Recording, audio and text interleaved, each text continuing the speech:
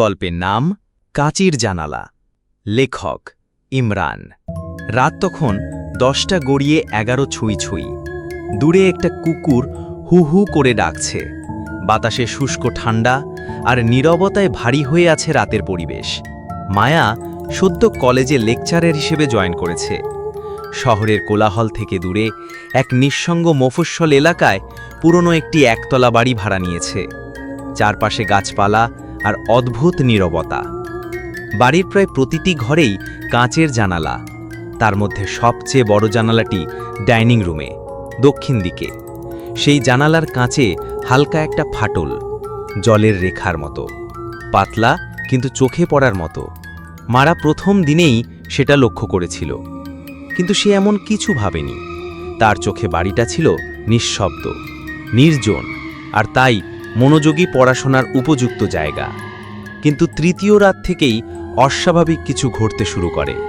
অদ্ভুত সেই টোকা। রাত দুটোয় আচমকা ঘুম ভেঙে যায় মায়ার। মনে হয় যেন কাঁচের জানালায় কেউ আলতো টোকা মারছে। ঠিক ঠিক। প্রথম দিন ভেবেছিল হয়তো গাছের ডাল। দ্বিতীয় দিন উঠে গিয়ে জানালার দিকে তাকায়, বাইরে কেউ নেই। কিন্তু সেই ফাটলটা, তা যেন একটু আর বড় হয়ে গেছে। তৃতীয় রাতে টোকা শোনার সঙ্গে সঙ্গে সে দেখল জানালার ওপাশ থেকে যেন কেউ তাকিয়ে আছে। কাচের ভিতর জমে থাকা শিশিরের উপর হাতের ছাপ, 5টি আঙুল নিখুঁত রেখায় বসে আছে। কিন্তু জানালার ওপাশে তো ব্যালকনি, সেখান থেকে কেউ দাঁড়িয়ে জানালায় হাত রাখবে কি করে? তার ঘাড় বরাবর হিম ঠান্ডা হাওয়া বইল, আর কাঁচের ছায়ায় সে মুহূর্তে দেখে একটি নারী মূর্তি।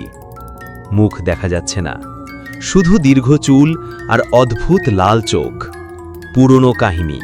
পরদিন কলেজে গিয়ে পুরনো লাইব্রেরিয়ান চন্দন স্যারের কাছে জানতে চায় সে বাড়ির ইতিহাস। চন্দনবাবু নিঃশব্দে তাকিয়ে থাকেন কিছুক্ষণ, তারপর ফিসফিস করে বলেন, বাড়িটার আগের ভাড়াটে ছিল এক মেয়ে, সুহা। খুব চুপচাপ, বই পড়তে ভালোবাসত। দক্ষিণ জানালার পাশে বসে রাত জেগে লিখত। হঠাৎ একদিন তার লাশ পাওয়া যায়, জানালার নিচে ঝুলন্ত অবস্থায়। আত্মহত্যা বলেই ধরা হয়েছিল সবাই, কিন্তু কিন্তু কিন্তু সেই জানালায় কে যেন তাকিয়ে থাকত বলে অনেকে অভিযোগ করত। এরপর থেকে কেউ বেশি দিন ওই ঘরে থাকতে পারেনি। ছায়া ও শ্বাস। সেই রাতেই মায়া যেন টের পেল ঘরের ভিতরে সে একা নয়। হঠাৎ করেই দেয়ালের আয়নাতে একটা ছায়া দেখা গেল। তার পেছনে ফিরে তাকিয়ে কেউ নেই। হালকা একটা গন্ধ বাতাসে, পুরনো কাগজের মতো আর কাঁচা রক্তের গন্ধ যেন। হঠাৎ মোবাইলের স্ক্রিন জ্বলে উঠল।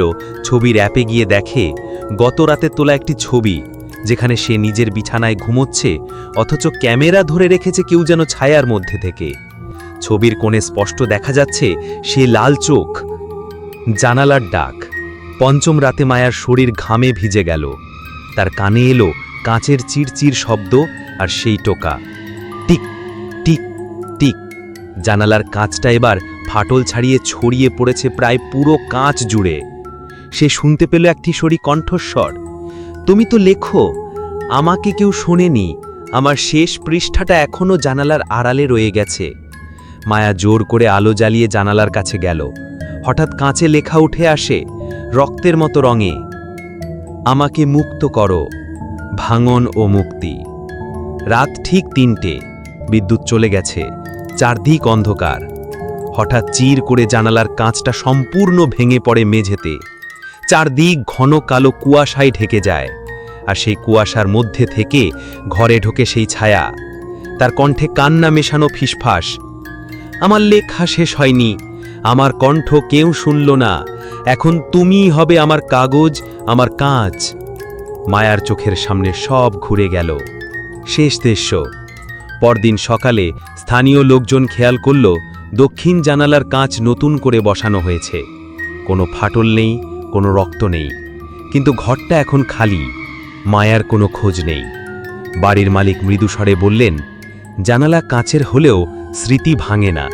ওই জানালার কেউ মুক্তি পেলেও কেউ নতুন করে বন্দী হয়েছে। আর সেই জানালার ভিতর থেকেও আজও সন্ধ্যায় কেউ যেন একা একলা লিখে চলে। গল্পটি এখানেই শেষ হলো। এরকম মজার মজার গল্প পেতে হলে আমাদের সাথে থাকুন।